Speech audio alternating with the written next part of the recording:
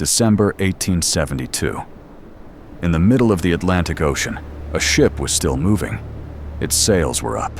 Its cargo was still below deck. But when another crew came alongside, there was no one there. Not the captain. Not the sailors. Not even the captain's wife and young daughter. The ship was called the Mary Celeste, and it was not wrecked. It was not burning. It was not sinking. It had simply become a ship without people. Tonight, we open the file of the most famous ghost ship in history, and the quiet decision that may have sent 10 people into the Atlantic. You've just opened a file that should have stayed closed.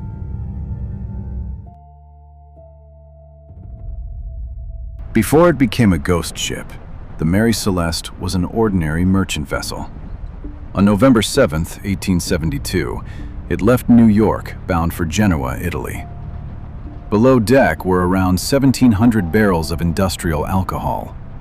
Above deck, there was no sign of panic. Only a ship beginning a voyage that should have been routine. At the helm was Captain Benjamin Briggs, an experienced mariner with a strong reputation. He did not travel alone. His wife, Sarah, came with him, along with their 2-year-old daughter, Sophia. This was not a voyage taken by men willing to gamble with danger. It was a family crossing an ocean under the command of a man expected to bring them safely to Italy. 7 crewmen completed the company aboard the brigantine. There were enough hands to set sail, work the rigging, watch the weather, and keep the ship moving east. The Mary Celeste carried valuable cargo, a clear destination, and everything needed for a normal crossing. On paper, there was every reason to remain with the vessel. No reason to abandon it in the middle of the Atlantic. For the first days, there was nothing that separated this crossing from countless others. The Mary Celeste moved away from the American coast and into the Atlantic's wide, indifferent silence. No warning traveled ahead of her. The voyage began like thousands before it, but it would end as one no one could explain.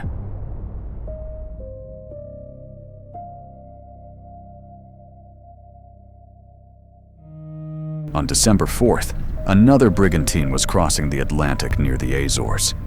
She was called the Dei Gratia. Late in the day, her crew noticed a ship moving strangely on the horizon. Its course was uneven.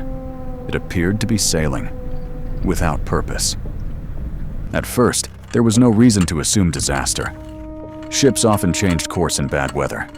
But the crew of the Dei Gratia watched the vessel for longer than they should have needed to. No one adjusted the sails.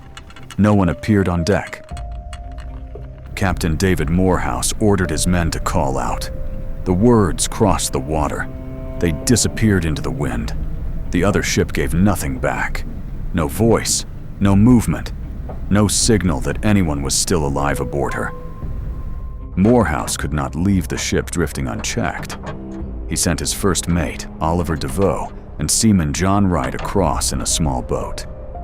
As they approached, the Mary Celeste did not look destroyed. Her sails were still partly raised. She was wounded by weather, but still afloat. DeVoe climbed aboard first. The deck was wet. The ropes were loose. The ship rolled beneath his feet. But there were no bodies, no attackers, no sign of a struggle. Only an empty ship, still carrying the shape of a life that had vanished. And one thing was already clear. The people aboard had not simply walked away.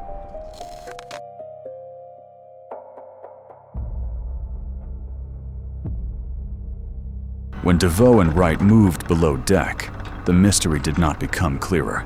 It became more precise. Water had entered the ship, leaving the cabins damp and disordered. But this was not the wreckage of a vessel breaking apart. The Mary Celeste was wounded by weather, not destroyed by it. In the captain's cabin, ordinary belongings were still there, the objects of a voyage that had not been meant to end. There was no clear sign of violence, no evidence of a fight that had swept through the ship. It looked less like a crime scene and more like a place everyone had left too quickly. In the hold, there was roughly 3.5 feet of water. That was serious, but not necessarily enough to sink a ship like this. One of the Mary Celeste's pumps had been partly taken apart. Nearby lay a sounding rod, the tool used to measure how much water was below. Below them sat the cargo, more than 1,700 barrels of alcohol, largely still in place. Food and water remained aboard. There was no obvious sign of piracy, no obvious sign of mutiny. The ship appeared abandoned in a hurry, but it had not been stripped or ransacked. And then there was the absence that mattered most. The lifeboat normally stored above the main hatch was gone. The captain's navigational instruments and ship's papers were missing too. Yet the log slate remained behind, carrying its final entry from November 25th. The clues pointed to abandonment. They did not explain the decision.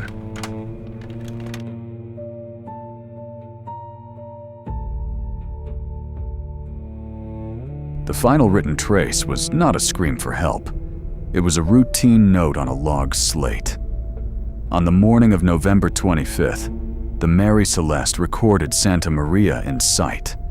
There was no final warning. Then the record stopped. When the Dei Gratia found the ship, that entry was already roughly 10 days old. In that time, the Mary Celeste had traveled hundreds of miles farther east. But no log tells us when the captain made his decision. No witness saw the lifeboat leave. The most important part of the story had disappeared with the people aboard. At first, it seems impossible that an empty vessel could travel so far, but the Mary Celeste still had partial sail above her. Wind, waves, and current could keep pushing her forward. Later, reconstruction suggested the ship may have continued on its own, while somewhere behind it, a small lifeboat was left alone on the Atlantic.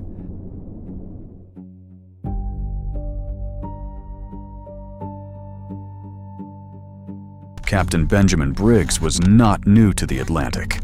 He had spent most of his life at sea. Those who knew him described a capable captain with a strong reputation. And on this voyage, he had brought his wife and his young daughter with him. That alone makes one thing difficult to ignore. Briggs had not stepped onto this ship with strangers around him. His first mate, Albert Richardson, was someone he already knew. The crew had been chosen for a difficult Atlantic crossing, and when the Mary Celeste was found, there was no clear proof of a violent takeover, no certainty that the danger had come from inside the ship. The voyage had not been calm. For days, the Mary Celeste had faced heavy weather on the way toward the Azores. Wind tore at the rigging.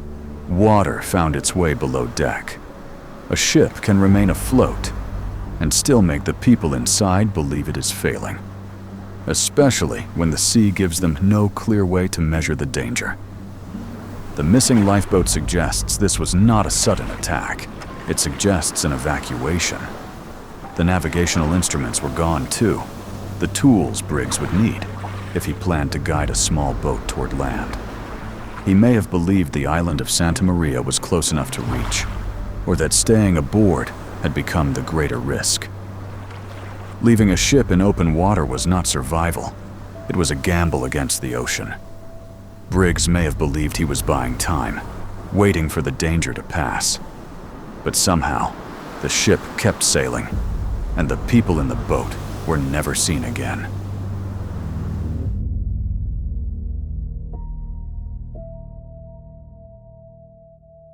One modern reconstruction begins with the captain's position.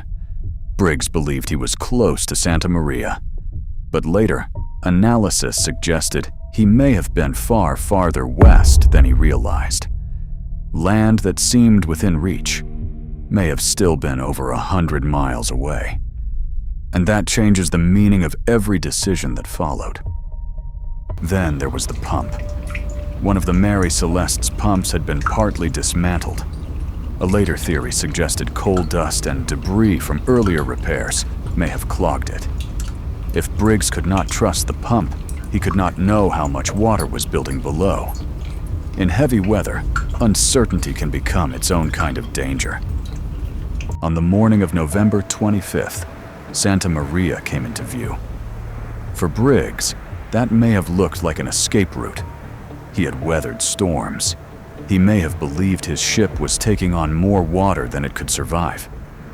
And he may have believed land was close enough to reach by boat. In that version of events, the lifeboat wasn't an act of panic. It was a calculated risk. Briggs could have tied the small boat behind the Mary Celeste, planning to remain close while the danger passed. But the ocean does not need much time to break a rope or separate a small boat from a drifting ship. One mistake would have been enough. This theory explains why the lifeboat was missing. It explains the instruments taken from the ship. It explains why an experienced captain might abandon a vessel that still looked seaworthy.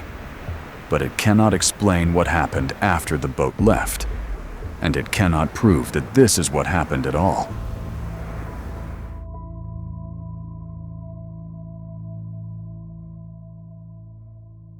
The mystery did not begin with ghosts. It began in Gibraltar, where the Mary Celeste was brought after her recovery. Officials examined the ship, the cargo, and the crew of the Dei Grazia. The Attorney General, Frederick Solly Flood, suspected foul play. But suspicion is not proof, and no clear proof was ever found. Some blamed pirates. Others imagined a mutiny, with the crew turning against Captain Briggs and his family. There were even claims that the Mary Celeste and the Dei Grazia had been part of an insurance scheme. But the cargo was still there, and none of those stories could fully explain the ship they found.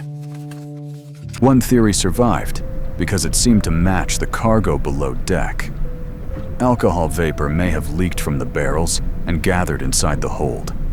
A single spark could have caused a terrifying wave of flame and pressure. Not necessarily enough to destroy the ship, but perhaps enough to convince everyone aboard that it was about to explode. But even that explanation leaves problems behind. The main hatch was later reported secure. The boarding crew did not report an obvious smell of alcohol fumes, and there was no written warning from Briggs that the cargo had become dangerous. The theory is possible. The evidence is simply not enough to close the case. The story became even stranger in 1884. Arthur Conan Doyle published a fictional account inspired by the case. It introduced dramatic details that had never happened. It even changed the ship's name to the Mary Celeste. And for generations, fiction quietly became part of the evidence people thought they remembered.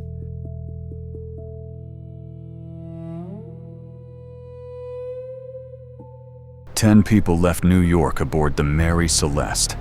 Captain Benjamin Briggs, his wife Sarah, their daughter Sophia, and 7 crewmen who expected to reach Genoa. Not one of them was ever reliably seen again. That is the fact at the center of this story. The Mary Celeste did not vanish with them. She remained afloat. The crew of the Dei Grazia sailed her all the way to Gibraltar. Her cargo was largely intact. Her food and water remained aboard. The ship survived the journey its people did not. The evidence points toward a deliberate departure. The lifeboat was gone. Briggs's navigational instruments and the ship's papers were gone too. But there were no obvious signs of violence. The clues reveal that they left, not why they believed they had to. The most human explanation is also the least certain. Briggs may have faced rough weather, a pump he could not trust, and the belief that land was close.